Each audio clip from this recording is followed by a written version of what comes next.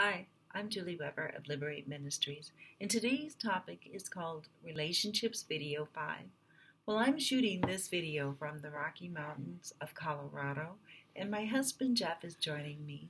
Hey everybody, I'm glad to be here.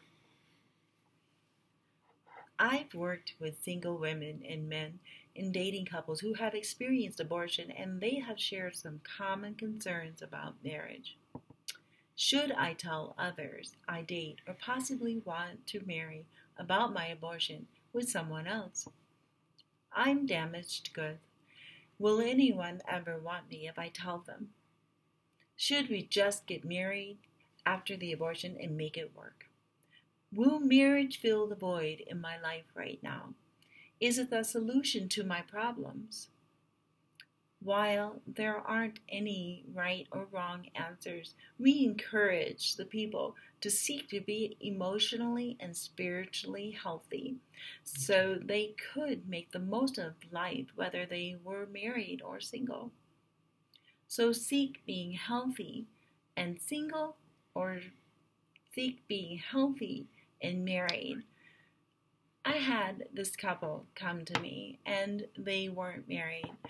They wanted help on how to go on in life into the next relationship after what they had experienced of having a child without being married. Having a child is a life-changing event, and being single is harder. That's right. So I worked with them to cover a lot of my levels. For example, the forgiveness, the grief, and identity in Christ, as well as help them establish some new dating boundaries.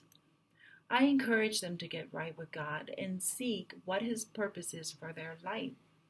Then to set new goals for themselves.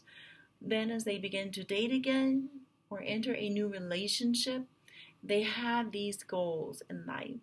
And they say to themselves, okay, how am I going to date this person today without sleeping with this person and not getting pregnant again and having another abortion? How do I begin to prepare myself for the next person in life in dating?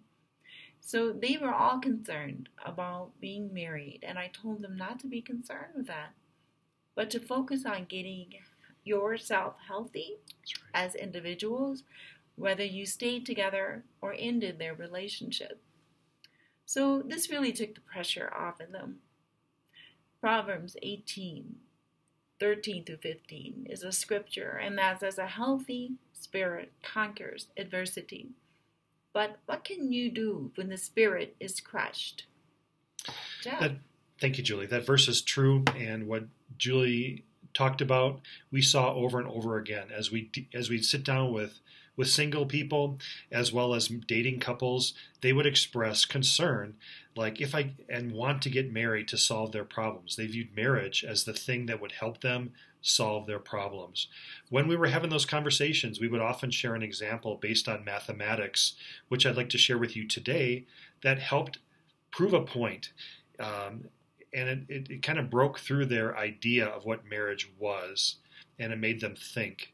So let's talk about, for the purposes of this example, if someone is not healthy, they're struggling, and they're really kind of in a broken state, we're going to call them as, they're going to be represented by a half, one half. If a person is emotionally healthy at the time and in a good state of mind and emotions, we'll call them equal to one. So let's take an example so you can see this work. If you take someone who's unhealthy and they marry somebody who's healthy, that would be 1/2 times 1, and the result of that equation is 1/2, something less than 1.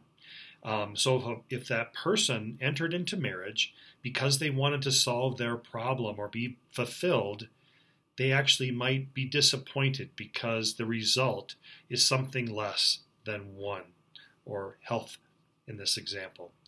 Let's take another example. Let's say you have an unhealthy individual who marries another broken person at the time. So that would be 1/2 times 1/2, and that equals 1/4, something much smaller. So in this particular case, what the math points out is that in this case, the two individuals that got married that were both really, really broken and not healthy, they'd be better off staying unmarried, then by getting married, the situation eroded and it got worse. When Julie and I got married, I'll share an example. We were both unhealthy. Julie was still recovering from her abortion experience, and I had recently gone through a divorce. So if we would have gotten married right after we met each other, we would have been in a bad place. 1/2 times 1/2 equals a fourth. Fortunately for us, we were both focused on getting healthy to make sure we didn't repeat that experience with the trauma of divorce and abortion. We wanted to be healthy. We worked with God. We did a lot of the things that Julie said there. And only after we set new goals for ourselves and got to a place where we were much more healthy did we even consider, getting married. And that's the advice we offer to couples. Not to wait till you're perfect before you get married, but wait till you're better along that path so that you enter into marriage in strength, in wholeness, in health, instead of limping into marriage and risking further disappointment. So let me share one more example from the Bible. This is a case where, let's take a look at a healthy relationship first. And that's a case where there's a healthy person represented by 1 who gets married to another healthy person represented by 1. 1 times 1 equals 1. It's not something less than 1. You're entering into it in a healthy manner. You know what you're getting into. You've kind of talked about it, and that's a healthy particular situation. And that's what we encourage our couples, those we talk to seek. Lastly, there is a story in the Bible where 1 times 1 equals something more than 1. And it's the story of Adam and Eve. In the garden in Genesis 1:28, God gave Adam a job description, and his job was just to tend the garden. When Eve came along and God introduced Eve to Adam and they became the first couple, the job description between Adam and Eve ended up being something much, much greater. In Genesis 1:28, the new job description was to populate the earth, to subdue it, and to take dominion over the things that were on the earth. Much bigger job description. So when God is involved and there's unity and there's health, much more can be accomplished, even beyond normal mathematics. So thank you for letting me share those examples. Hope it was helpful to you. Back to you, Julie. Okay, that's good. Why don't we pray? Dear God, help all of those who are tuning into this video today. Help them as they seek being healthy. Help them to seek being healthy singles or healthy and married.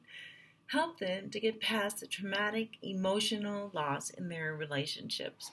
Help them to have the hope that whatever state their relationship is in, that if you add God to it and begin to seek what His purpose is for your life and your relationships, that it will begin to get better. Amen. Well, thanks for watching. Live life liberated. Amen.